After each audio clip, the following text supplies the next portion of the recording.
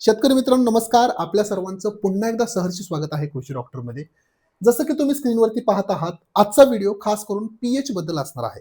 बरेच शेतकरी आपल्याला विचारत असतात, की आम्ही माती परीक्षण केलेलं आहे. आमच्या जमिनीचा जो पीएच आहे तो जास्त आहे. तर जमिनीचा जास्त पीएच असेल तर आम्ही काय करावं? मित्रांनो याच प्रश्नाचं सविस्तर उत्तर तुम्हाला या व्हिडिओमध्ये पाहायला मिळणार आहे. शेत जमिनीच्या पीएच बद्दल अतिशय सोपी आणि सविस्तर माहिती तुम्हाला मी सांगणार आहे. म्हणून माझी विनंती आहे व्हिडिओ पूर्ण पहा. व्हिडिओच्या शेवटी जर तुम्हाला हा व्हिडिओ आवडला, ही माहिती आवडली, तरच हा व्हिडिओ तुमच्यासारख्या इतर अभ्यासू शेतकऱ्यांबरोबर शेअर करा. चला तर सुरुवात करूया. नेहमीप्रमाणे सूचना. आता बऱ्याच शेतकऱ्यांना कळलेलं आहे, की आपल्याकडे सोयाबीन, गहू, हरभरा, कांदा, कोथिंबीर, खरबूज, कलिंगड आणि ऊस पिकाचं शेड्यूल आहे. शेड्यूल पीडीएफ स्वरूपामध्ये तुम्ही तुमच्या WhatsApp नंबरवरती खरेदी करू शकता. खरेदी करण्याची प्रोसेस ऑनलाईन आहे. याच्या सर्व लिंक्स मी डिस्क्रिप्शन बॉक्समध्ये तुम्हाला दिलेल्या आहेत. तिथून पेमेंट करून तुम्ही हे शेड्यूल खरेदी करू शकता. किंवा या शेड्यूलबद्दल काही शंका असल्यास स्क्रीनवरती दिलेल्या WhatsApp नंबरवरती सकाळी 9 ते सायंकाळी 6च्या दरम्यान तुम्ही आम्हाला मेसेज करू शकता. सूचना समाप्त. आपल्या आता मुख्य विषयावरती येऊया. मित्रांनो सर्वप्रथम समजून घ्या सोप्या भाषेमध्ये, की पीएच म्हणजे काय? बघा, मी प्रयत्न केलेला आहे अतिशय सोप्या भाषेमध्ये तुम्हाला पीएच म्हणजे काय हे समजवण्याचा. पीएच म्हणजे पोटेन्शियल ऑफ हायड्रोजन, हा ह्याचा लॉंग फॉर्म आहे. म्हणजे काय? सोप्या भाषेत सांगायचे तर मातीबद्दल हायड्रोजन आयन, ज्याला आपण H प्लस म्हणतो, आणि हायड्रोक्सिल आयन, ज्याला आपण OH मायनस म्हणतो, यांच्या प्रमाणावरून आपण ठरवतो की जमिनीचा जो काही प्रकार आहे तो आम्लधर्मी म्हणजे ऍसिडिक आहे, किंवा आम्लारी धर्मी आपण ज्याला म्हणतो अल्कलाईन आहे. ठीक आहे. म्हणजे जमिनीचा प्रकार आपण ठरवतो की ती जमीन ऍसिडिक आहे किंवा अल्कलाईन आहे. यालाच आपण मराठी भाषेमध्ये सामू देखील म्हणतो पीएच ला.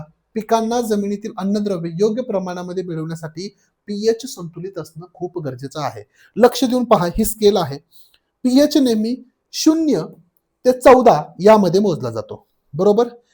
आपला जमिनीचा पीएच हे बघा या ठिकाणी असणं आवश्यक आहे. म्हणजे 6.5 ते 7.5च्या दरम्यान असणं आवश्यक आहे. या दरम्यान जर पीएच असेल तर जवळपास सर्व अन्नद्रव्ये योग्य प्रमाणामध्ये जमिनीमधून उचलली जातात मुळाद्वारे. पण समजा तो कमी असेल, म्हणजे 3, 4, 2.5 या दरम्यान असेल तर तो ऍसिडिक आहे, खूपच पीएच कमी आहे. आणि समजा तो 7.5 पेक्षा जास्त म्हणजे 8, 9, 10, 11 आहे तर तो अल्कलाईन आहे, खूपच जास्त आहे. म्हणजे पीएच ऍसिडिक ही नसू नये, अल्कलाईन ही नसू नये, तो पीएच 6.5 ते 7.5च्या दरम्यान असावा, म्हणजे पीएच न्यूट्रल असावा नेहमी. ठीक आहे. आशा करतो की पीएच म्हणजे काय, पीएच कोणत्या स्केलमध्ये मोजला जातो, योग्य पीएच जमिनीचा काय असावा हे तुम्हाला कळलेलं आहे. पुढे जाऊया. पीएच कसा मोजतात? बघा, पीएच मोजण्याची अधिकृत आणि शास्त्रशुद्ध पद्धत म्हणजे लॅबोरेटरीमध्ये तुमच्या मातीचा नमुना देणे आणि तिथून परीक्षण करून घेणे. म्हणजे अतिशय अचूकपणे तुम्हाला समजू शकतं की जमिनीमध्ये नत्र, स्फुरद, पालाश, कॅल्शियम, मॅग्नेशियम, सल्फर किंवा इतर मायक्रोन्यूट्रन कुठले आहेत. आता काही ठिकाणी पीएच मीटर देखील आहे. थोडीशी माती पाण्यामध्ये टाकून मातीचं द्रावण तयार केलं जातं आणि त्याच्यामध्ये बुडवून ठरवलं जातं की त्या मातीचा पीएच किती आहे. परंतु जे पाणी तुम्ही वापरत आहात ते देखील पाणी न्यूट्रल पीएच असणं आवश्यक आहे.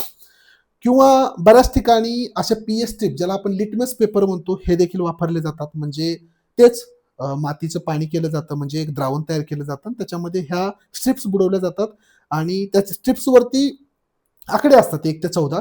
जो कलर त्या पाण्याचा मॅच होईल त्याचा तो पीएच आहे.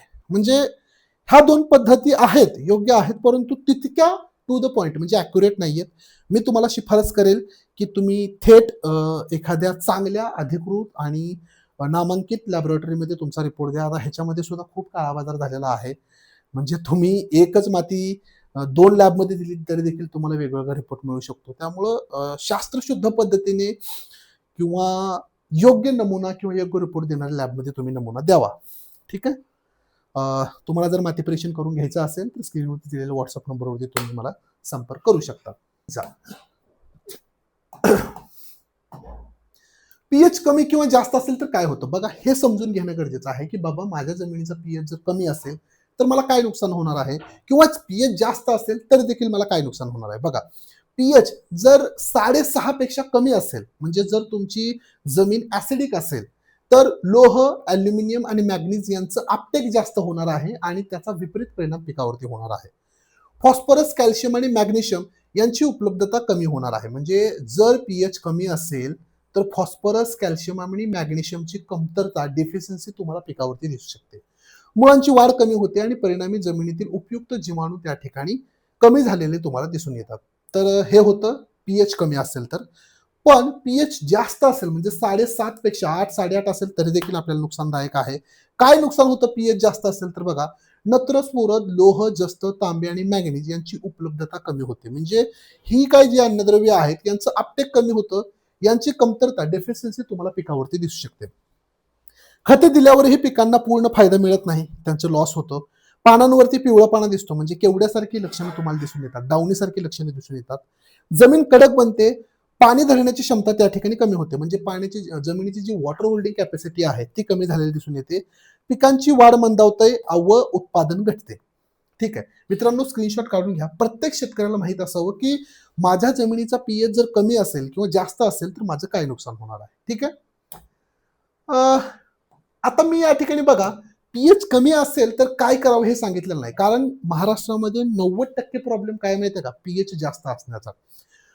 कारण जी भडीमार केला रासायनिक खतांचा आणि सेंद्रिय खतं जी आपण कमी प्रमाणात किंवा टाकतच नाही, त्याच्यामुळे जो पीएच वाढलेला आहे ही मुख्य समस्या आहे. म्हणून आपण पीएच जास्त असेल तर काय करावं ह्याच्यावरती फोकस करणार आहोत. बघा, सर्वप्रथम सेंद्रिय खतांचा जास्तीत जास्त वापर. मी एकात्मिक पद्धतीने सांगणार आहे. असा कुठला प्रोडक्ट नसतो की डायरेक्ट जमिनीत टाकला आणि जमीन सुधारली. तुम्हाला खूप लॉंग टर्म प्रोसेस आहे पीएच सुधारण्याची. कारण तुम्ही पीएच बिघडवायला तुम्हाला 15-20 वर्ष गेलेली आहेत. तो सुधारण्यासाठी किमान तुम्हाला पुढचे 3 ते 4 वर्ष मेहनत घेणं गरजेचं आहे. सेंद्रिय खतांचा वापर जास्तीत जास्त करा. निदान उपलब्धता नसेल तर 60-40चं प्रमाण ठेवा. म्हणजे 60% तुम्हाला सेंद्रियच वापरायचं आहे. 40% त्या ठिकाणी तुम्ही रासायनिक वापरू शकता. ठीक आहे. म्हणजे त्याच्यामध्ये तुम्ही गांडूळ खत आहे, कोंबड खत आहे, निंबोळी पेंड आहे, कारखान्याची मुळे आहे, सिटी कंपोस्ट आहे. बरेच ऑप्शन तुम्हाला आहेत जे तुम्ही सेंद्रिय खतामध्ये वापरू शकता.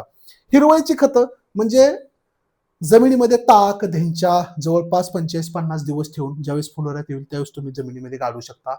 हा सुद्धा एक जमीन सुधारण्याचा खूप बेस्ट पर्याय आहे.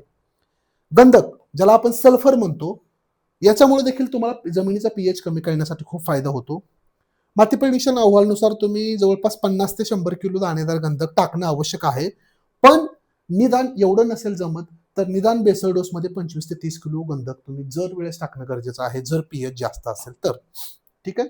दाणेदार येतं बघा, बेंटोनाइट स्वरूपामध्ये येतं, ज्याला आपण महादनचं बेन्सल्फ वगैरे म्हणतो. दाणेदार स्वरूपामध्ये डाळीसारखं खत असतं, ते तुम्ही वापरू शकता.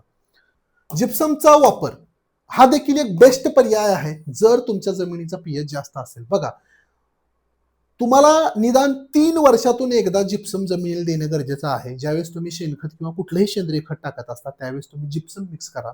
किमान 600 ते 700 किलो प्रति एकर जिप्सम तुम्हाला टाकणं गरजेचं आहे 3 वर्षातून एकदा. आम्लधर्मी म्हणजे जर जमिनीचा पीएच जास्त असेल, अल्कलाईन जमीन असेल तर ऍसिडिक स्वरूपातली खतं तुम्हाला वापरायची आहेत. म्हणजे जमीन आम्लारी धर्मी आहे तर आम्लधर्मी खते म्हणजे काय, उदाहरणार्थ तुम्हाला नत्र द्यायचंय पण युरिया न टाकता त्या ठिकाणी अमोनियम सल्फेट टाका. कारण त्याच्यामध्ये अमोनियम सल्फेटमध्ये 21% नत्र असतं, 24% सल्फर असतं. पीएच कमी करण्यामध्ये आपली त्या ठिकाणी मदत होते. अशी वेगवेगळी खतं आहेत, तुम्ही त्यांची निवड करू शकता. पाण्याचा योग्य निचरा करा. मित्रांनो, सर्वात महत्वाची गोष्ट, ज्या जमिनीचा पीएच जास्त आहे त्या शेतकऱ्यांनी पीक लागवडी अगोदर जमिनीमधून पाण्याचा निचरा कसा होईल याच्यावरती लक्ष देणं गरजेचं आहे. आणि जर तुमच्याकडे ड्रीप असेल तर मित्रांनो तुम्ही फॉस्फरिक ऍसिड असेल किंवा सल्फ्युरिक ऍसिड असेल यांचा तज्ञांच्या सल्ल्यानुसार वापर करू शकता. एकरी जवळपास 2 ते 2.5 लिटर तुम्ही वापरू शकता. हे एक तात्पुरत्या स्वरूपासाठी पीएच कमी करण्याचे एक बेस्ट माध्यम त्या ठिकाणी ठरू शकतं. ठीक आहे. पीएच जास्त असेल तर हे 3 गोष्टी करू शकता. स्क्रीनशॉट काढून घ्या आणि ह्या 4 गोष्टी देखील तुम्ही करू शकता. मित्रांनो, अशी अपेक्षा ठेवू नका की एखादा असा प्रॉडक्ट सांगा जो आम्ही जमिनीमध्ये बेसल डोसमध्ये मिसळतो आणि आमच्या जमिनीचा पीएच कमी होईल.